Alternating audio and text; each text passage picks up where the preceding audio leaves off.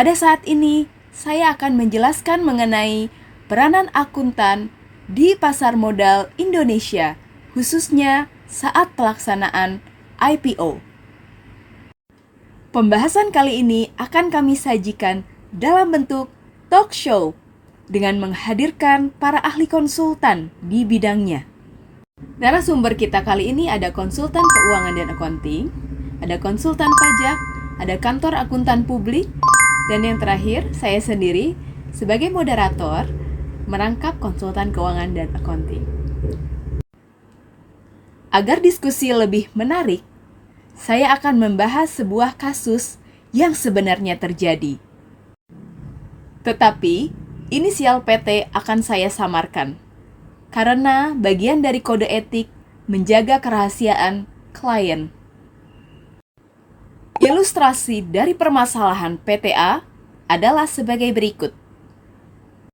Owner memiliki dua perusahaan, PTA sebagai manufaktur dan PTB sebagai distributor. PTA direncanakan untuk IPO. Alur bisnis penjualan PTA hanya menjual produknya ke PTB. PTB ini mengeruk keuntungan terbesar, gross profit-nya 80%, sedangkan PTA hanya 10%.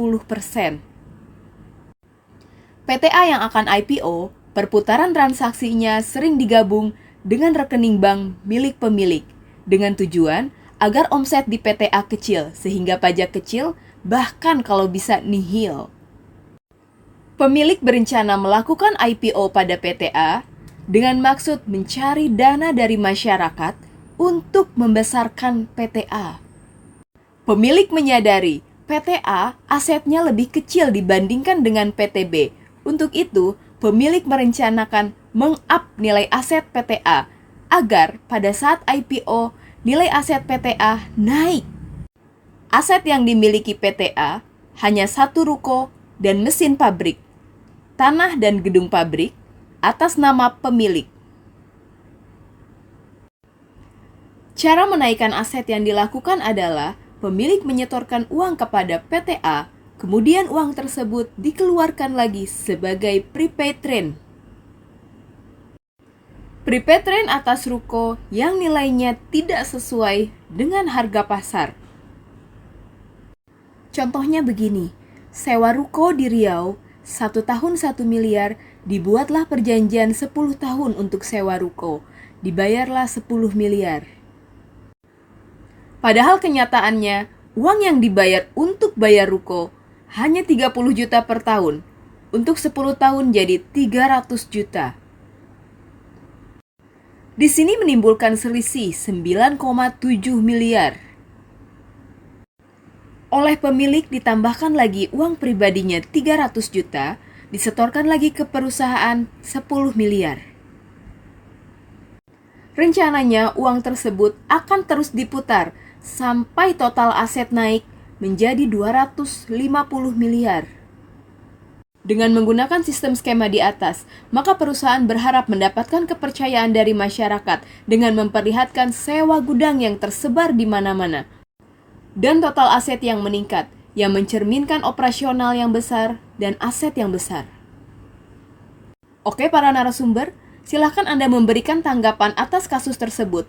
Tanggapan yang pertama akan saya berikan kepada konsultan keuangan dan accounting Ibu Kezia, dilanjutkan dengan konsultan pajak Pak Adib dan kantor akuntan publik Ibu Jessica. Rencana yang diuraikan melanggar beberapa prinsip akuntansi, yaitu prinsip keterungkapan, relevansi, dan objektivitas. Karena dana pribadi untuk meningkatkan nilai aset, kemudian ada prepaid trend yang tidak sesuai nilai pasar.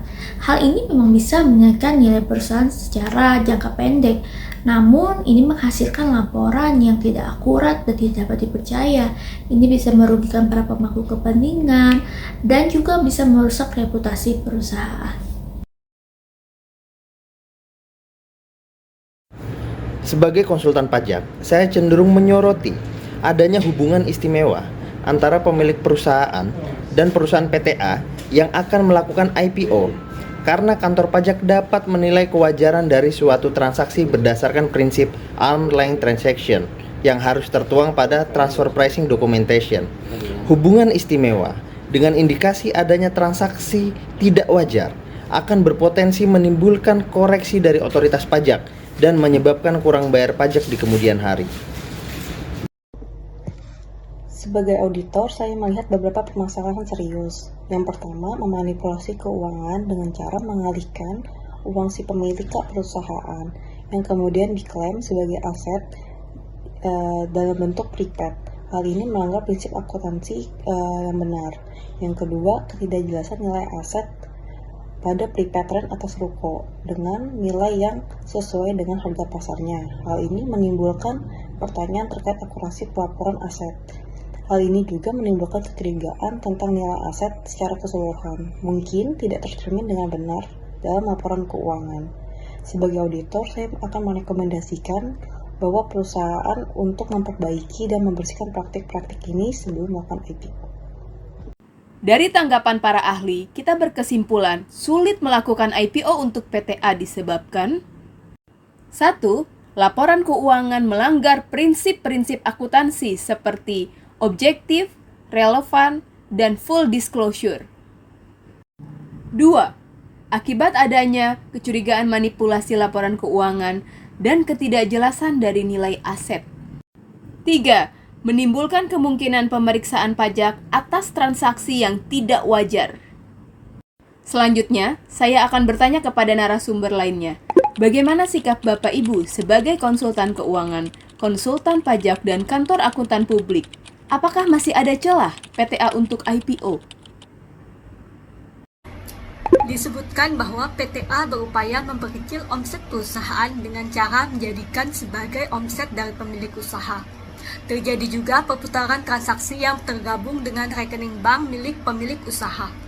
Pada dasarnya, semua transaksi harus tercatat sebagaimana mestinya. Tidak diperkenankan adanya double bookkeeping. Terlebih, semua perusahaan IPO harus lulus pemeriksaan audit eksternal. Akan besar kemungkinan ditemukannya kesalahan pencatatan yang sengaja dilakukan oleh perusahaan. Hal ini akan berdampak bagi opini auditor yang buruk untuk perusahaan. Sebagai konsultan pajak, saya melihat ada pertumbuhan penjualan fiktif pada PTA, yaitu 1. Perputaran uang sebesar 250 miliar tidak disertai dengan penerbitan faktur pajak keluaran. Kemudian, uang masuk melalui rekening pemilik, seharusnya melalui PTB. Dan terakhir, tidak adanya penyetoran PPN. Hal ini berdampak kepada rencana IPO oleh PTA kemungkinan besar ditolak oleh Bursa Efek Indonesia dan akan ditolak juga oleh Kementerian Keuangan dalam memberikan insentif pajak. Oleh karena itu saya merekomendasikan untuk perbaikan pencatatan dan pembukuan secara akuntansi maupun pelaporan fiskal agar lebih mencerminkan kehandalan.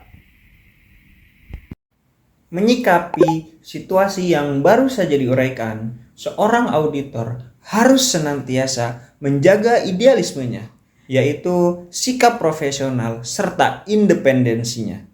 Yakni seorang auditor harus mampu menjadi lentera atas penyajian laporan keuangan yang terang benderang, serta seorang auditor tidak dapat diintervensi demi kepentingan pihak manapun. Itu semua tertuang dalam SA 240 tahun 2021 yang mengatur sikap seorang auditor dalam menghadapi situasi perusahaan yang mengalami fraud atau kecurangan atau kekeliruan. Sebagai konsultan, saya akan memberikan saran dan mengarahkan penyajian laporan keuangan harusnya sesuai dengan standar akuntansi keuangan yang berlaku. Apabila tidak sesuai dengan saran yang saya berikan, saya memutuskan tidak akan melanjutkan proyek ini.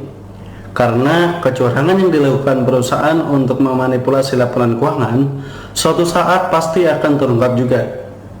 Terungkapnya skandal manipulasi akuntansi dalam penyajian laporan keuangan dapat merugikan kepercayaan masyarakat dan khususnya para pemangku kepentingan. Dari komentar narasumber, ternyata masih ada celah PTA untuk melakukan IPO dengan cara 1. Merapihkan catatan laporan keuangan sesuai dengan kaidah prinsip-prinsip akuntansi. Yang kedua, hilangkan kecurangan transaksi yang menimbulkan pertumbuhan fiktif dan akhirnya menimbulkan ketidakjelasan nilai aset. Dari hasil diskusi kali ini, terlihat jelas peran akuntan dari berbagai profesi dalam persiapan IPO. Yang pertama, konsultan keuangan dan accounting merupakan bagian integral yang akan melakukan analisis keuangan secara terperinci yang berfokus dalam mengatur laporan keuangan dan memastikan kepatuhan terhadap persyaratan peraturan. Konsultan keuangan dan accounting akan bertanggung jawab memastikan pelaporan keuangan yang akurat, mengelola kerangka peraturan yang rumit, menjaga transparansi, dan memastikan kesiapan audit. Dalam IPO, peran konsultan pajak sangat dibutuhkan untuk memahami Peraturan Kementerian Keuangan atau PMK nomor 30 tahun 2020 tentang bentuk dan tata cara penyampaian laporan serta daftar wajib pajak dalam rangka pemenuhan persyaratan penurunan tarif pajak penghasilan bagi wajib pajak badan dalam negeri yang berbentuk perseroan terbuka. Kebijakan ini telah termasuk ke dalam Undang-Undang Nomor 7 Tahun 2021 tentang harmonisasi peraturan perpajakan. Yang terakhir adalah sebagai kantor akuntan publik. Dalam pasar modal, mereka berperan sebagai auditor. Mereka bertugas memeriksa dan memberikan pendapat terkait laporan keuangan yang ada di pasar modal.